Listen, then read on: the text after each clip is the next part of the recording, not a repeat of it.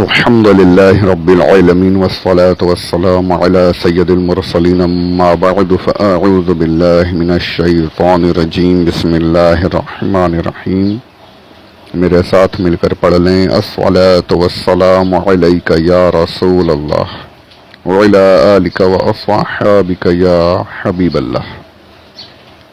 محترم سامعین السلام علیکم ورحمۃ اللہ وبرکاتہ.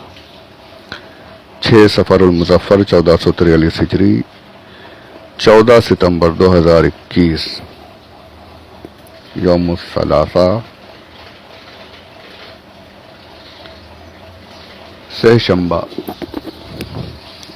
ٹیوزڈے منگل. پارہ پہلا الف لام میم سورہ دوسری سورۃ البقرہ اس کی آیت نمبر 34 اور تفسیر کی قسط نمبر 371. پچھلے آڈیوز میں آپ نے تکبر، حسد، شیطان کافر تھا، کافر ہو گیا، کچھ باتوں پر کچھ باتیں سماعت فرمائی. میں جب یہ پڑھ رہا تھا اور شروع سے مجھے یہ بہت پہلے سے میں سوچتا تھا یہ کہ شیطان کے بارے میں کہا گیا وَكَانَ مِنَ الْكَافِرِينَ، ابلیس کے بارے میں اس کی وجہ پہلے بیان کی گئی، ابا واستکبر، انکار کیا، کافر ہوا.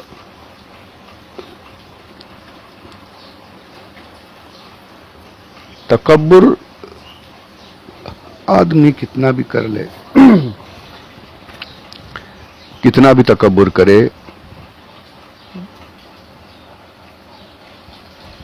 کوئی بھی گناہ انسان کرے، گناہ کرتا رہے، اس گناہ کی بنا پر اسے کافر نہیں کہا جا سکتا. گناہ گار، فاسق ضرور کہا جائے گا اور دوسرے احکامات جو ضرور لگائے جائیں گے. متکبر ہے تو تکبر کی سزا گناہ. یہ بات ہو رہا ہے کہ تکبر حد سے زیادہ بڑھ گیا تو پھر وہ خدا پاک عز و جل کے احکامات سے بھی روگردانی کرے تو اب کافر ہوگا.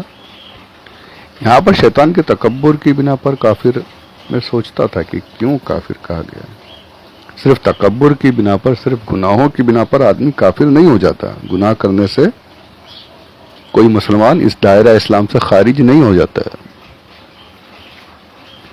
چوری کرے، شراب پیے، جھوٹ بولے، غیبت کرے، ڈاکے ڈالے، زنا کرے، العیاذ باللہ، اللہ تمام گناہوں سے ہمیں بچائے. ان تمام گناہوں سے انسان گناہگار ضرور ہوگا، اس کی سزائیں اسے ضرور ملیں گی، کافر نہیں ہوگا.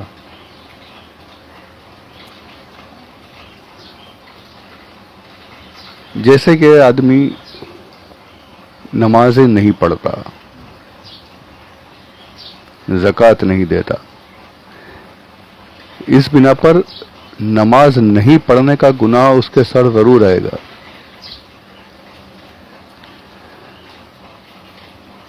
زکوٰۃ نہیں دینے کا گناہ اس کے سر ضرور آئے گا، لیکن کافر نہیں ہو جائے گا.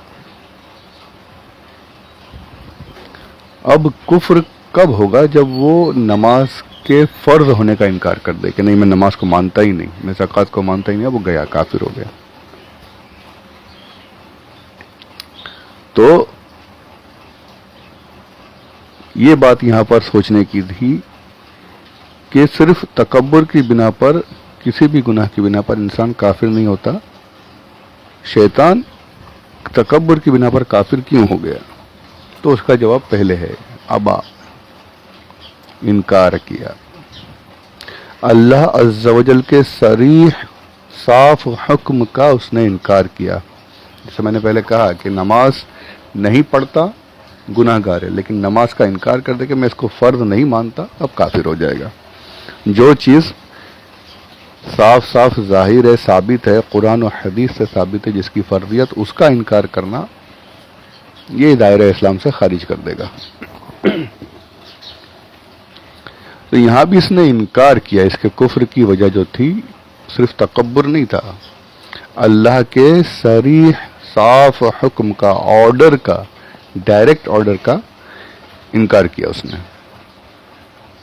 آرڈر کیا تھا؟ حکم کیا تھا؟ سجدہ کرو، آدم کو سجدہ کرو. اس میں اس نے ہیلے بہانے بنائے. پیچھے میں نے تفصیل سے عرض کیا.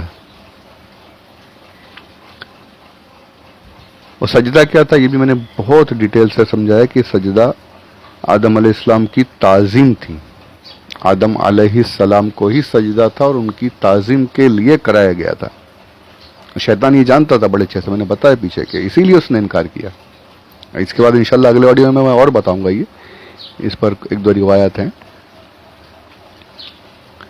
پر یہ یہاں پر یہ سمجھنے کی بات ہے کہ حکم جو تھا سجدے کا یعنی نبی کی تعظیم کا حکم تھا، جس کا اس نے انکار کیا، اب کافر ہو گیا. پھر کافر ہوا. کیوں کافر ہوا؟ کس حکم سے انکار کیا؟ نبی کی تعظیم کرنے سے انکار کیا. یہاں سے یہ بڑا مسئلہ بڑی آسانی سے صاف صاف ظاہر اور ثابت ہو جاتا ہے کہ کسی بھی نبی کی تعظیم کا انکار کرنا یہ کفر تک پہنچا دیتا ہے. شیطان نے وہی کیا، ابلیس نے نہیں عزازیل نے، حارث نے وہ کیا. نبی کی تعظیم سے انکار کیا، نبی کو سجدہ نہیں کروں گا. آدم علیہ السلام کی تعظیم سے انکار کیا. خلیفۃ اللہ جو سب سے پہلے خلیفہ ہوئے اللہ کے، ان کی تعظیم کا انکار کیا. اللہ نے فرمایا وَكَانَ مِنَ الْكَافِرِينَ، وہ کافر ہو گیا، کافروں میں سے تھا، کافر ہو گیا. تو یہ پتہ چل گیا کہ نبی کی تعظیم کرنا یہ بہت ہی ضروری ہے، ایمان کی دلیل ہے. ایمان والے نبی کی تعظیم کرنے میں کبھی پیچھے نہیں ہٹیں گے، اور جن کے دل میں ایمان کی ڈگمگ ہو نا، جو ایمان کی کمی ہو، وہ پھر ہیلے بہانے بنائیں گے، وہ شیطان کے راستے پر چلیں گے. ارے یار اتنا تم نبی رسول کیوں کرتے ہو یار، یہ تو شرک تک پہنچ جاتے ہیں معاذ اللہ رب العالمین. ارے نبی کی تعظیم کرنا یہ شرک ہو گیا. اس نے تو پہلے خلیفہ کی تعظیم سے انکار کیا تھا، یہاں پر تو خلیفہ اعظم محبوب رب العالمین اس سے ان کی تعظیم سے انکار کیا جا رہا ہے. خاتم النبیین کی تعظیم کو شرک اور بدعت کے فتوے دے کر روکا جا رہا ہے. تو وہاں پر وہ جس راستے پر چلا عزازیل تھا، ابلیس بن گیا. تو اب یہ جو ہیں وہ کیا بن جائیں گے وہ تو اللہ ہی بہتر جانتا ہے. نبی کی تعظیم سے انکار کرنے والا حارث تھا، عزازیل تھا، نام کر دیا ابلیس، شیطان لعین بنا دیا گیا اسے. کہا چاہے کتنے ہی بڑے بڑے القابات لے کر بیان کرنے بیٹھے ہوں، اگر تعظیم نبی سے انکار کر رہے ہیں تو پھر یہ کیا بن جائیں گی تو اللہ ہی جانتا ہے کہاں سے کہاں انہیں پہنچا دے گا. تو یہ مسئلہ یہاں پر بالکل صاف سورج کی طرح روشن ہو گیا کہ شیطان جو کافر ہوا تو کس بنا پر؟ نبی کی تعظیم کے انکار کرنے کی بنا پر کافر ہو گیا. اللہ کے ڈائریکٹ حکم، اللہ کے صریح حکم کا انکار کیا، تعظیم نبی سے انکار کیا، کافر ہوا. تو اللہ ہمیں ہمیشہ انبیاء کی تعظیم کرنے والا بنائے. آمین بجاہ نبی الامین صلی اللہ علیہ وسلم.